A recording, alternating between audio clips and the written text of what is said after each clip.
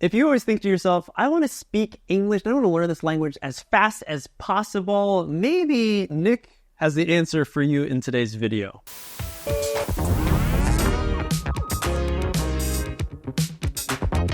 Hey everyone, welcome back to another, hey, I think English learning is magical, so I want to speak as fast as I can kind of episode. I'm the host, MJ of the MJ and Adam Show, but today, Adam's not here, but I have a wonderful guest. My name is Little Nick. I come from California. I got a family. They really like me. If you don't know Nick Nissan, he is a performer as well as a language enthusiast. Language enthusiast, that's good. You know, I'm not a teacher, I'm a language enthusiast. Yeah, you really like to talk about the differences between language. You like to help people focus on problems they might have learning English, as well as you have, you know, a fun little show or big show. So it's a comedy, yeah, comedy-based talk show that we have where we talk about things that you wouldn't be able to talk about on Japanese TV. If you're interested, definitely go check that out. But today we're going to be focusing on how someone can learn a language the fastest way possible. The question is a big one that not only people in Japan who are studying English have, but people all around the world really want to learn a language as quickly as possible. So if we're looking at a fast way, the highway to, say, for us learn Japanese, what would that be? This is very difficult. Would you want to study the grammar beforehand or not study at all? And that's up to the person who's studying. But let's say you did want to study grammar. I would study the grammar for 1 year. There's no need to study any more than that. Yep. Now, does this come with the immersion style? Well, it could. You could study for 2 hours a day and watch 2 hours of English content a day, or you could just study and read. And then you would want to listen to, I would say, if it was us, 4,000 hours of Japanese. Man. I knew about the Japanese language because I had studied it before coming to Japan, but when I went into a comedy school for 2 years, about 8 hours a day with Japanese people, no foreigners. That's when I started understanding things. Mm-hmm. By the end of those 2 years, I started being able to speak a lot. Yeah. Do you sit down and you go like, I saw. Oh, yeah. You mean like naturally, right? Naturally, yeah. Yeah. I mean, now, yeah.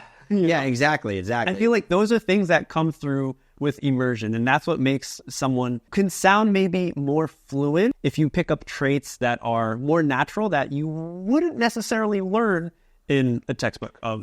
Yes, I mean, not just that, like Japan. The particles in Japanese, wa and ga, are almost impossible to explain to a foreigner. Yeah. You understand it not because you logically understand it, Japanese people, you understand it because you feel which one is right and which one is wrong. We do that too. Like when we say could or can, I would say either, but I just automatically go to could.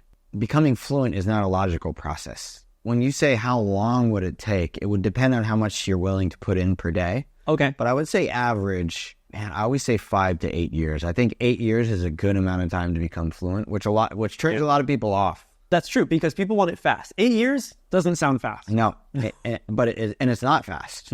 But it's like that with everything. Like, could you become a black belt in jiu-jitsu? I always say jiu-jitsu. Nobody knows what jiu-jitsu is.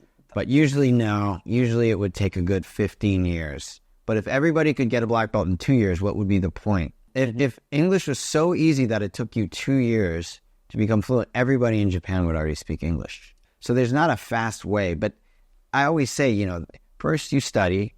You don't have to, but you could study and listen for a couple years. I'd 3-4 years maybe. And then you can start writing, because writing's easier than speaking. You have no time limit, and you can correct yourself much easier. Whereas speaking, there is a time. You can't just be like, I'll go. It doesn't work. Like it's very hard to have a conversation like that. That could be hurting yourself mentally too, because if you go to like English cafe or something and you're trying to speak and it turns out you're on that level of I'm not ready yet, then you could look back and say like, wow, I'm not good. Yes, it's very discouraging to not be able to say anything. So I always say do the thing that you can work at and achieve faster first, which not faster, but more. So people think that learning a language is speaking that language, which is not the only thing about learning a language. Is also listening. Yep. Right? You usually learn to listen before you learn to speak. Yeah. So always do that first. If you try to like study and just speak and not listen, you'll never learn the language, and then you end up being like a million other people I mean, that's an interesting thing that happened to me personally when I was studying Japanese. The first few years that I was traveling to Japan on vacation, and I didn't care to learn or study Japanese at all. I was here just to have a good time. And naturally, my brain would just pick things up without me. Like, the only Japanese I knew at that time was like onigiri, simasen, and like hanadi. Like, that's it. Yeah.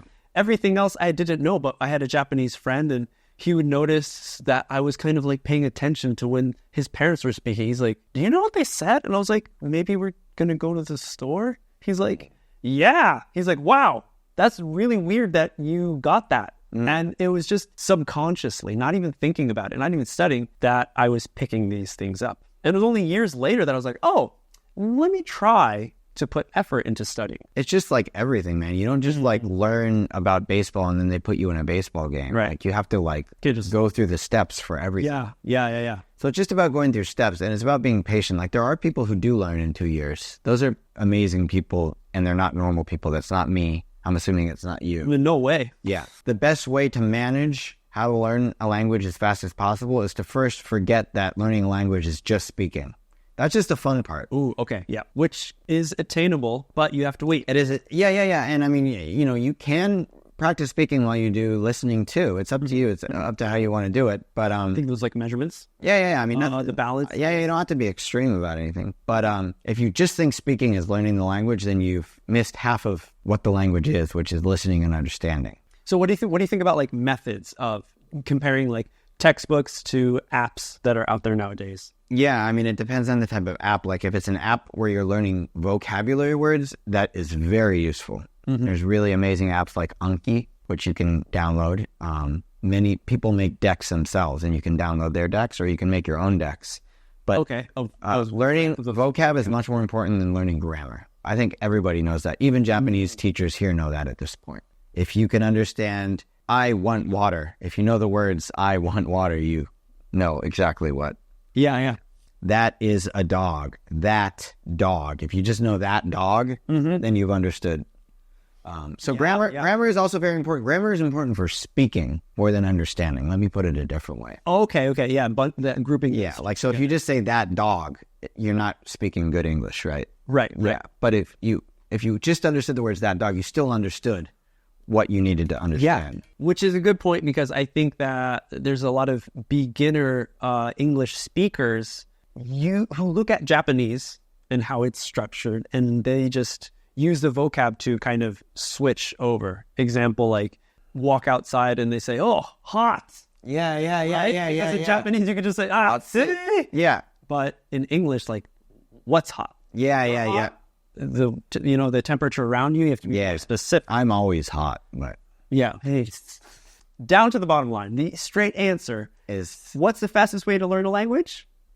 There is no fast way. Yes. There's no fast track way. There's effective ways, but not fast ways. Exactly. And depending on where you are in your skill level and what you've tried to study in the past, maybe you can continue it if it's been working for you, or maybe take a different route or different method of learning, and that might help you progress maybe a little quicker. But overall, it takes time. It's not a sprint, it's a marathon. Yes. So don't worry about it.